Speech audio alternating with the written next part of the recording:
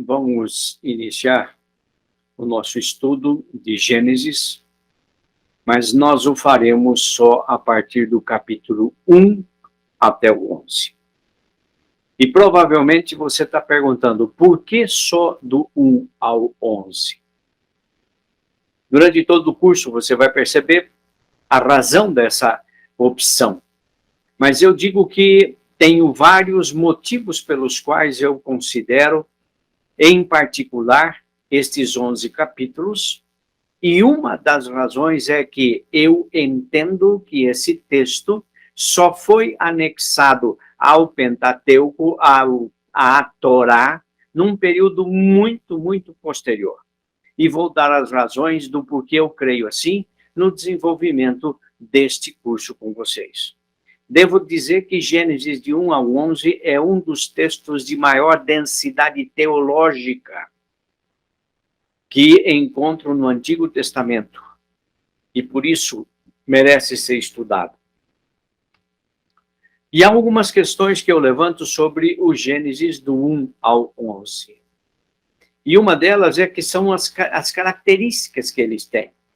E vamos lá. Por que que nenhuma das histórias que estão nos capítulos 1 ao 11, o Éden, Adão e Eva, a expulsão do Éden, a morte de Abel por Caim, a questão da Torre de Babel, a questão do dilúvio, porque nenhuma dessas histórias acontece em nenhum lugar do Antigo Testamento.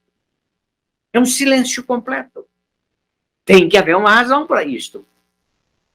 E aí vem uma outra questão, o Éden é uma coisa que foi realidade, é um fato que existiu, ou é um sonho que nós temos de realizar um jardim onde a gente possa morar? Os capítulos iniciais do Gênesis são relatos históricos que nos dão com precisão os fatos tal como aconteceram, ou se eles pertencem a um outro gênero literário, que é o gênero das sagas etiológicas. E nós vamos entender isso mais tarde. Esse texto e estes textos, estas histórias que estão no capítulo 1 a 11, eles são históricos ou eles pertencem ao gênero da literatura sapiencial? São questões. E uma das coisas que nós colocamos quando fizemos a divulgação desse curso é, se você não tem medo de perguntar, se você não tem medo de questionar, e se você não acha que é pecado fazer algumas questões ou algumas perguntas ao texto, não sei se você está no lugar certo. E aqui eu quero começar trabalhando um contexto de historiografia. O que é historiografia? A historiografia é a grafia dos fatos históricos. Em outras palavras, é a descrição que se faz de como os fatos aconteceram. A historiografia é, portanto, o trabalho do historiógrafo. E é o estudo e a descrição dos fatos históricos tal como aconteceram. Quando um documento é histórico? Um documento é histórico quando ele está baseado em fatos que foram ou que são comprovados materialmente, que são visíveis com datas, locais, personagens cuja validade foram e podem ser confirmadas. Se eu contar uma história qualquer que não tem nenhum lastro em evidências concretas, acabou. A história da Branca de Neve. É uma história. Mas ninguém prova, não existiu, não dá. Então, é outro gênero literário isto. E aí vocês veem uma pintura histórica sobre a independência do Brasil. Essa pintura é a imaginação do pintor. Ele acha que foi assim. O Dom Pedro na frente, os outros lá tirando o chapéu, levantando o braço. Mas aqui tem uma licença artística para ele fazer isto. O fato existe. O 7 de setembro e o brado às margens do Ipiranga por Dom Pedro, isso está na história nossa. Ainda que tenha gente que questiona se foi ele mesmo, se foi a mulher dele, os motivos pelos quais ele parou ali. Há uma série de questões, mas o fato histórico da proclamação da independência existe. Todo o recheio dessa história faz parte da historiografia na medida em que estes recheios podem ser provados. Um outro exemplo. Quando o homem chegou à Lua. Tem vídeos, filmes, tem foto, tá aí uma delas, tem marcas deles no solo lunar. Milhões viram isto pela televisão. Um fato histórico. Não tem o que se questionar. Não tem como mudar isso. E você tem também aqui uma pintura histórica da primeira missa, mas vamos lá. Veja lá atrás, você tem lá o Corcovado. E não foi lá que foi feito isso. Não foi no Rio de Janeiro. Você tem que dar uma olhada ali no mar. Quantos barcos tem lá? Esses barcos não fazem parte da história. Dá uma olhada nos indígenas, aquele um lá, o último abaixo, está de calção. Isso não existia na época. Então, existe aqui um fato, foi celebrada uma missa. Isso está claro. Mas a historiografia pictórica, ou seja, a forma como o pintor visualizou isso, não significa que esses fatos aconteceram do jeito que estão aí. Se não há dados históricos concretos, nós podemos escrever, e o que nós vamos escrever pertence a qualquer outro gênero. Pode ser uma saga, um mito, uma lenda, pode ser épico, dramático, lírico, pode ser romance, novela, pode ser poesia, pode ser narrativa histórica, ode, hino, mas não é documento histórico. E mesmo a narrativa histórica que eu citei, ela pode ser encarada num outro nível, tá? Que é a narrativa de uma história, não de uma história. O passado não muda. Tem jeito de mudar. A escrita descritiva do passado está sempre evoluindo. Novos historiadores exploram e interpretam o passado sob novos ângulos, no que são ajudados pelos exegetas e pelos hermeneutas da história. Veja aí quanta coisa nova se soube e se descobriu com as múmias que foram retiradas das pirâmides. Tem todo um mundo novo em cima disto. Veja quanta coisa foi decifrada a partir do momento que a pedra de Roseta foi decifrada. Então, o historiador ele pode escrever um parágrafo inteiro, depois ele vai cortar isso e vai fazer, e o outro historiador vai pegar isso, vai pôr outros dados. A história não mudou. O que mudou foi a descrição, a forma como grafaram essa história. E aí, então, novas teorias e conclusões podem mudar a maneira como entendemos o passado. A historiografia séria reconhece e discute esse processo de mudança. Tá? Ele aconteceu, ele está acontecendo, novas luzes estão sendo postas sobre o texto. Vamos pegar aqui um exemplo. O Antigo Testamento foi entendido de uma forma até que se descobriram os manuscritos do Mar Morto. Novas luzes apareceram a partir dos textos de Isaías que lá estavam. Mas o que acontece é que essas novas luzes não mudaram a história, mas trouxeram novas visões, novos elementos para entender essa história. Então, quando a gente está trabalhando com a história, nós temos que pensar. Os escritos do Gênesis, dos capítulos iniciais do Gênesis, são históricos. E aqui eu vou mostrar algumas coisas que me levam a duvidar de que esses textos sejam históricos. Não se tem até hoje a descoberta do Jardim do Éden. Ninguém sabe onde foi. Apesar de ter uma descrição, tigre, eufrates, pison e não sei mais o que, ppp, já fuçaram, já viraram, fizeram e não encontraram. E eu já vi inúmeros estudiosos dizendo que isso pode estar aqui no Brasil, que isso pode estar lá na Nova Zelândia, está na África do Sul. Não se prova. Até hoje, não temos como fazer um relato histórico do Éden, porque nós não o temos. Não se tem a descoberta da Torre de Babel. A Torre de Babel é uma coisa que está lá.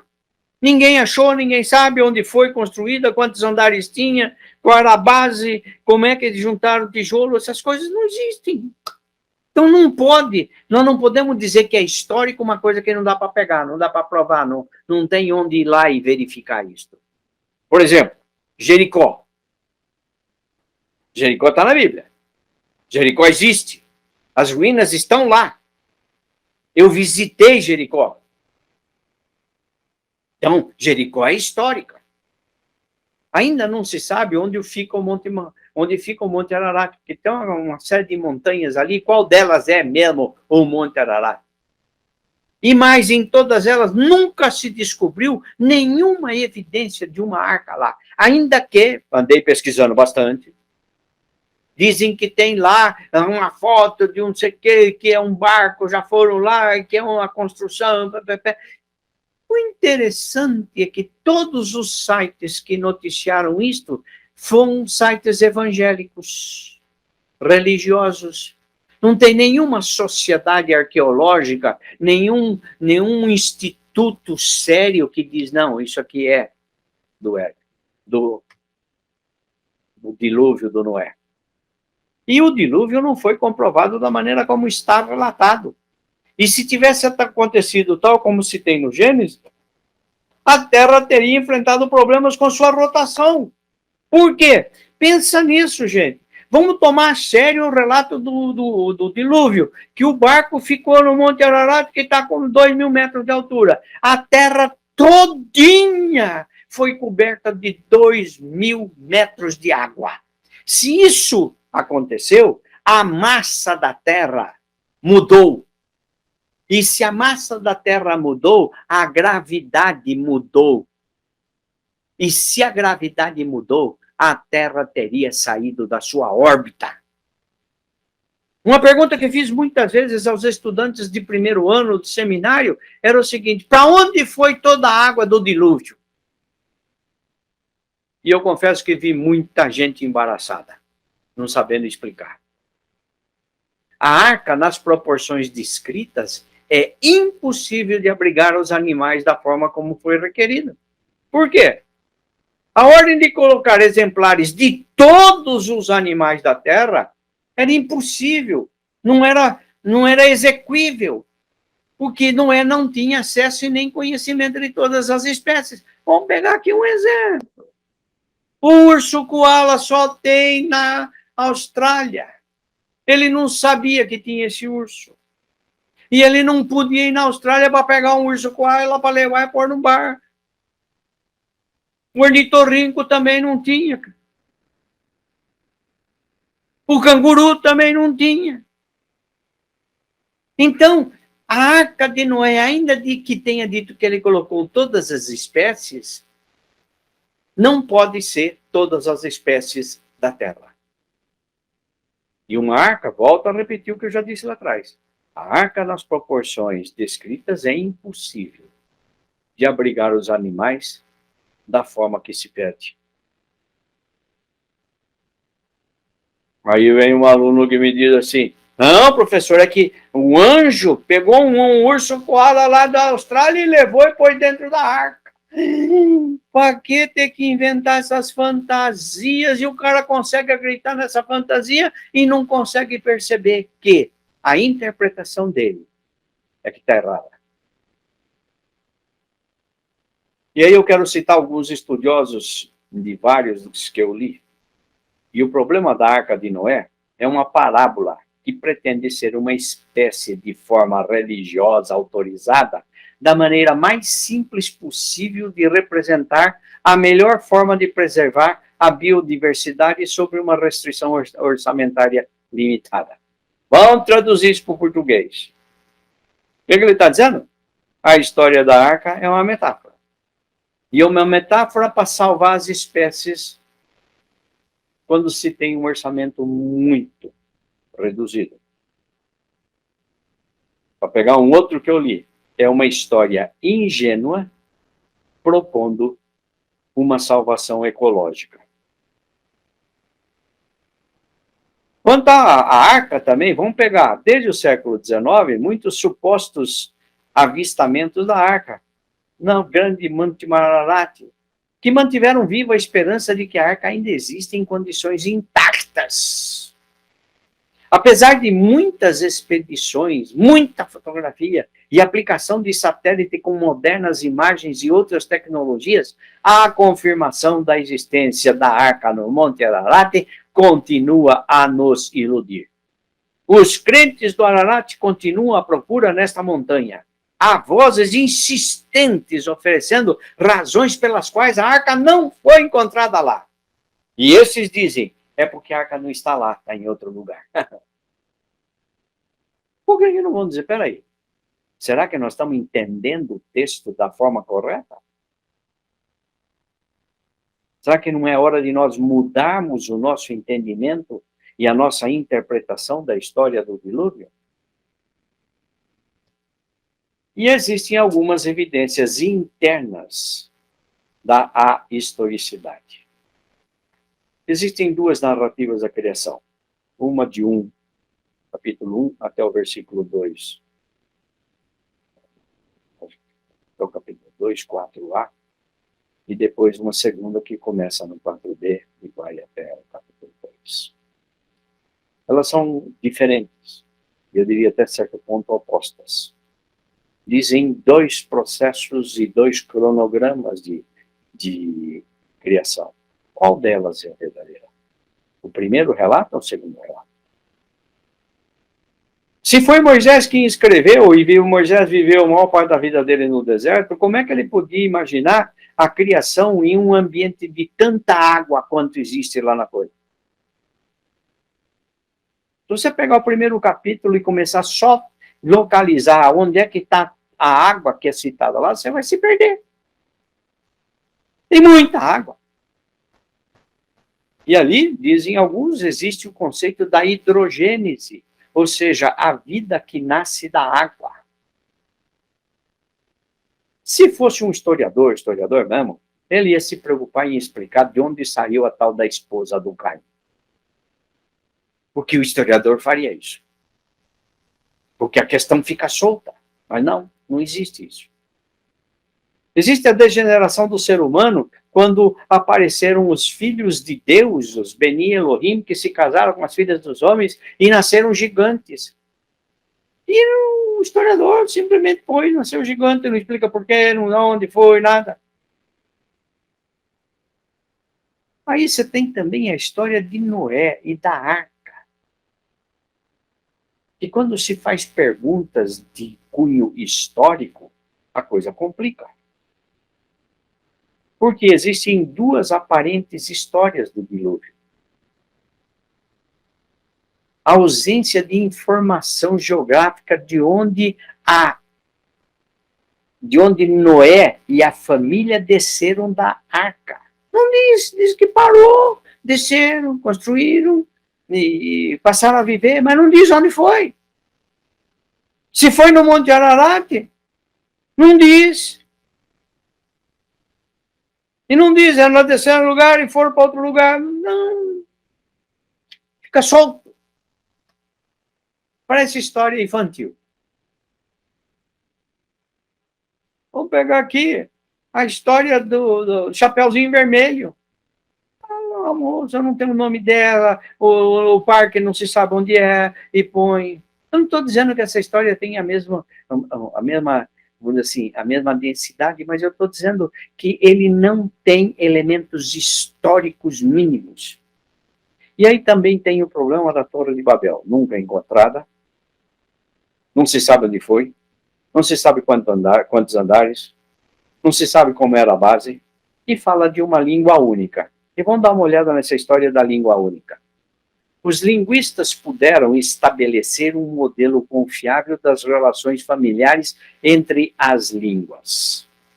Então, vamos pegar aqui um exemplo. A palavra pai, em português, é père no francês, que é father no inglês, que é father no alemão, que é pater no latim, e é pater no grego. Então, você tem uma constância de PTR, FTR nas palavras. E eles, percebendo isso, começaram a montar e construir um modelo bastante aceitável do que teria sido a língua ancestral. Aquilo que hoje se conhece como a proto-indo-europeu. E dispondo dessas reconstituições dos ancestrais de grande parte das famílias mais importantes, das famílias linguísticas mais importantes, eles tentam achar relação entre as próprias protolínguas.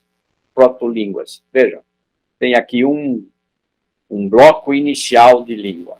Tem aqui um berço de língua que eles descobriram. Tem aqui um outro berço que eles descobriram. Eles não conseguem estabelecer as relações de dependência entre um e outro. Li um livro há pouco tempo, de Jared Diamond, em que ele mostra como provavelmente as línguas nasceram de forma autônoma em alguns lugares do mundo.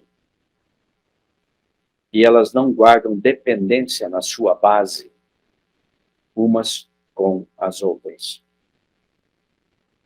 E com isso, nós voltamos para dizer, há sérios problemas de se considerar os 11 primeiros capítulos da Bíblia como documentos históricos. Mas ao dizer que eu não os considero como históricos, não estou negando a validade deles. Mas como nós vamos trabalhar aqui, vocês vão perceber, existe destes documentos uma outra e outras possibilidades de interpretação que fazem com que esse texto seja muito mais atual, sejam muito mais orientações para o dia a dia. Esses textos são sapienciais porque nos dão máximas de sabedoria. E isso nós vamos ver durante esse tempo que nós vamos estar trabalhando o texto do Gênesis. Aguardo vocês, vamos continuar com essa nossa conversa. E eu espero que esse primeiro momento não tenha assustado. Venha comigo nos próximos cursos, nas próximas aulas desse curso, e vocês vão se surpreender. Que Deus nos abençoe e até a semana que vem.